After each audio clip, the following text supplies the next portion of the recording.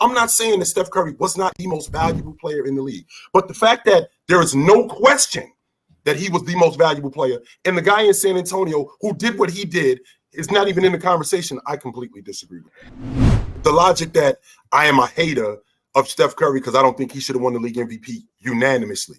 I'm not saying that he shouldn't have won the league MVP in 16. He had a fantastic season, right?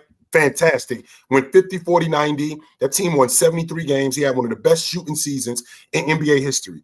But for what Kawhi Leonard did for that San Antonio team, the fact that that team, Duncan's over. He's retiring that season. He is finished. Tony Parker is in year 15. I believe Manu Ginobili is 37 years old. Still balling, but 37 years old. Right? So Tim Duncan is basically David Robinson in 2017. Tony Parker is in year 15. Still awesome. 100% still awesome, still playing at an all-NBA level. But who am I thinking about? I'm sorry, Manu Ginobili is clearly on the other side of who he used to be. Kawhi Leonard, who is arguably the best defensive player in the game at that point, the best defensive player in the game, and averaging 21 a game. And that team won 67 games, Mars. 67 games. I'm not saying that Steph Curry shouldn't have won the league MVP, but to say that it's a wash. We shouldn't even have a conversation about anybody else. When we're talking about a guy in Kawhi Leonard, who is arguably at that point the best defensive player in the game, I think that's nuts. I don't think it was arguable. I think he was hands down the best defender in the game. I think he was. You mean Kawhi Leonard? Yeah, Kawhi Leonard was hands down the best defender on the hardwood. That's beautiful. So see, here it go, Chill. Here it go. No, let me just. I'm gonna just ask, Chill. Who would you have voted for MVP that year? Who would I have voted for MVP that year? Mm-hmm.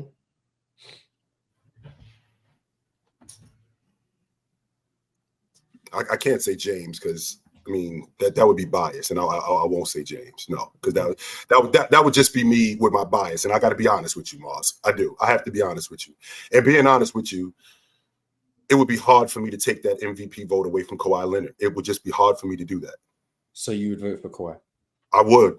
I would have voted for Leonard that year. You hate Steph Curry.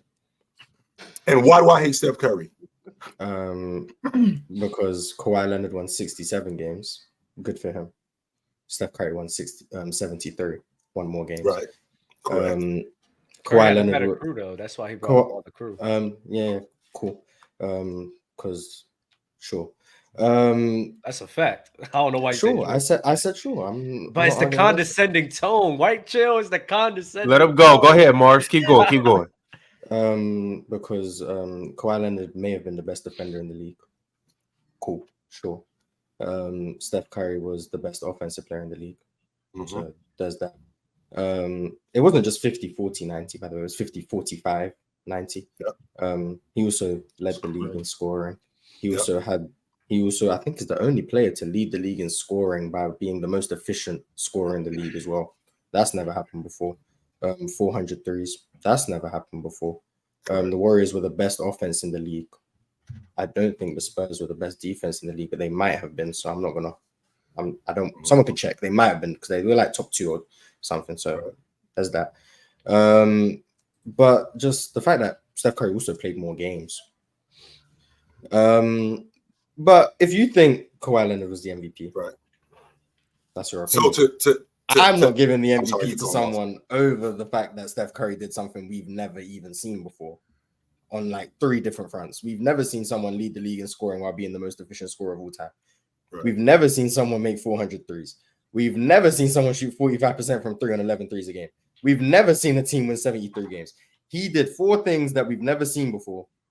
Kawhi Leonard gets the MVP for averaging 21 a game. And I'm glad you brought the 21 up. I'm glad you brought up the 21 a game because we're talking about a guy who's not just a defender. We're also talking about a guy who's a scorer too. So it's not like he was just grabbing rebounds. And that 67 wins they had, he contributed to that by not only being the best defensive player in the game. He averaged 21 a game too. So I think that matters. So when you're talking about being the most valuable player, which goes back to my point, the fact that it was unanimous, because again, the fact that that offense, the Golden State Warriors offense, was what it wasn't solely due to Steph Curry.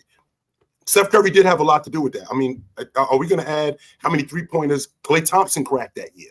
Are we going to add how good Klay Thompson was that year? Are we going to add the fact that Draymond Green was second in the league in Defensive Player of the Year? So you're talking about arguably the second best defensive player in the game on his crew, plus the second best marksman in the game on his crew. Meanwhile, Kawhi Leonard, who's running with a 15-year Tony Parker, he's running with a 37-year-old Manu Ginobili, and he's running with Tim Duncan, who is over. And if I got to make sure I get his name right. Fabricio. I got to make sure. So we're just ignoring the fact that LaMarcus Aldridge was on the team. No, we're not ignoring that. No, so why are you mentioning old Tim Duncan and Tony? Like LaMarcus Aldridge was right there, just chilling. Like he wasn't right there, but he had just gotten on the crew. He had just gotten on the crew. That Golden State Warriors team had been together for quite a while. It's not like that crew that was just got first together. year starting. Well, second kind of, but first year fully as a starter. But Kawhi was carrying no more. In 2016, he had been on a crew. But LaMarcus was still an all-star caliber player a couple years ago. LaMarcus was still good. He was still good. Right. But Joe, it's a big thing here. I think I noticed with you is the big thing here is I think that the biggest problem is he was the unanimous MVP. That's it. I'm not saying that he wasn't the league MVP. So I'm not saying that. Exactly. But to say that it wasn't, well, he shouldn't have been the first unanimous MVP. That should have been Shaq in 2000. But yeah, exactly. It's not my fault someone decided to vote for Allen Iverson. That's fact. LeBron in 2013 should have been unanimous. It's not my fault someone decided to vote for Carmelo. You don't take away Steph's unanimous because the other people didn't get it when they should have got it. They just happened to get it right in 2016. Because once again, if you think Kawhi should have been the MVP, I think you hate Steph Curry. And that's just gonna be my opinion till the end of time. I would say this. Everyone should have agreed Steph Curry should have been the MVP. And if that's the case, everyone should have voted for him, which means he should have been unanimous. We about to go around the room and I'm gonna ask everybody. Deb, I'm gonna let you get that off, but I'm gonna ask everybody. Lamont, I want to start with you, Steph or Kawhi. But go ahead, Deb. What were we about to say? I would say this. I think there's no argument for anybody else for 2016. I think he definitely deserves it, but he should only have one MVP. He shouldn't have one in 2015. That's fast. That's fine. 2016. Should Kawhi have got a vote, or should Steph have won it unanimously? Lamont, holla at us. Talk to me. No, it's what Mars said. Mars said it right, man. It's too many. He hit too many markers. He hit too many benchmarks at one time historically, and we know that the MVP has been narrative driven. It's never really been about who's the best player on both sides and who can do it on both sides. It's never been about that. So, I mean, why do we expect it to be that way all of a sudden in 2015? It's always been about narratives, benchmarks, setting new trends, changing the league. That's what Steph Curry did. And then I think Kawhi got mixed into the bunch with Harden and LeBron, and then also, those guys. And then so those guys ate up a lot of the potential votes that he could have gotten as well. So, I mean, Steph just record-wise, talent-wise, skill-wise, he just changed the league. He changed the dynamic. He did too much. I mean, I don't see why. I don't. With the shock value that he hit the league with, I don't see what voter would have went with him. I just don't would have went with Kawhi Leonard. Kawhi Leonard's game doesn't really have that much shock value to it. It's not really, It doesn't really jump off the screen. Yeah, it don't. So it's just like who you got to really do something ridiculous to snatch a vote from Steph Curry in 2015. Yeah, he was on one. Okay. Damo? Shock value. Oh, this is It's just the truth of the vote. It's just the truth of the way the votes go. I mean, look, we just talked about how Russell Westbrook won the MVP because of what? Shock value. The narrative. Shock value. Did he win it? He didn't have the best team, but he did something that nobody thought could be duplicated again.